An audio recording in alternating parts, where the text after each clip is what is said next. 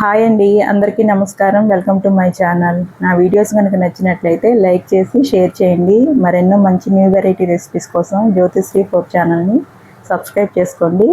ఇవాళ మన ఛానల్లో సింపుల్గా ఎగ్ టమాటా కర్రీ తయారు చేసి చూపిస్తాను. మరి ఇంకెందుకు ఆలస్యం, ప్రాసెస్ స్టార్ట్ చేద్దాం.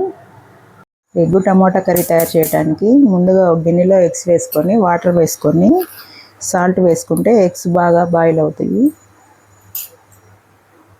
ఎగ్స్ బాయిల్ అయిపోయినాయి, స్టవ్ ఆఫ్ చేసుకుందాం. నెక్స్ట్ 3 పెద్ద ఉల్లిపాయలని చిన్న ముక్కలుగా కట్ చేసుకొని పెట్టుకోవాలి. 4 టమోటాలని లైట్గా గ్రైండ్ చేసుకొని పెట్టుకోవాలి. నెక్స్ట్ స్టవ్ వెలిగించుకొని కడాయి పెట్టుకోవాలి. ఆయిల్ వేసుకోవాలి. నేను తిరగమాత గింజలు వేసుకోవాలి.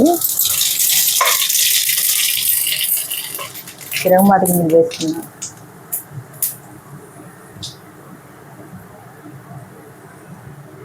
నెక్స్ట్ ఆనియన్స్ వేసుకోవాలి.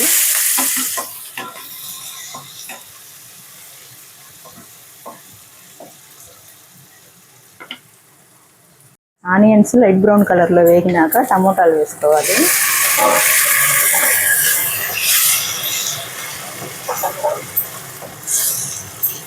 మూత పెట్టుకొని మగ్గించుకోవాలి.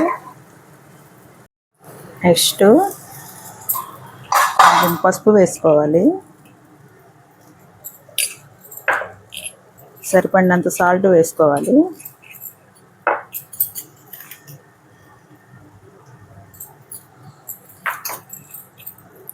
రుచికి సరిపడినంత కారం వేసుకోవాలి.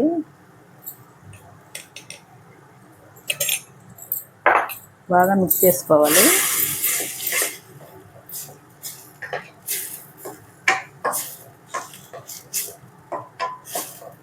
మిక్స్ చేసుకొని మూత పెట్టేసుకోవాలి.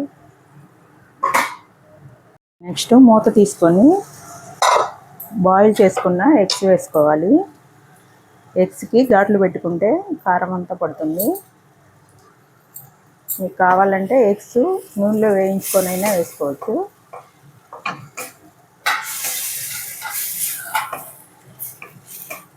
ఈ కర్రీకి ఎటువంటి మసాలా లేకపోయినా చాలా బాగుంటుంది. ఒక అర గ్లాసు వాటర్ వేసుకోవాలి. వాటర్ వేసుకొని మిక్స్ చేసుకొని మూత పెట్టేసుకోవాలి. మూత తీసి చూద్దాం. ఎగ్ కర్రీ రెడీ అయిపోయింది. మన ఛానల్లో రెస్టారెంట్ స్టైల్లో కూడా ఎగ్ కర్రీ తయారు చేసి అప్లోడ్ చేశాను. ఇంట్రెస్ట్ ఉన్న వాళ్ళు చెక్ చేసి చూడండి. స్టవ్ ఆఫ్ చేసుకొని సర్వింగ్ బౌల్లో తీసుకుందాం కర్రీని. సింపుల్గా టేస్టీగా ఉండే ఎగ్ టమాటా కర్రీ రెడీ అయిపోయింది. ఈ కర్రీలో మనం ఎటువంటి మసాలా లేకపోయినా ఈ కర్రీ చాలా బాగుంటుంది. ఈ కర్రీ కనుక మీకు నచ్చినట్లయితే మీరు కూడా చేసుకొని టేస్ట్ ఎలా ఉందో నా కామెంట్లో చెప్పండి. Thank you for watching.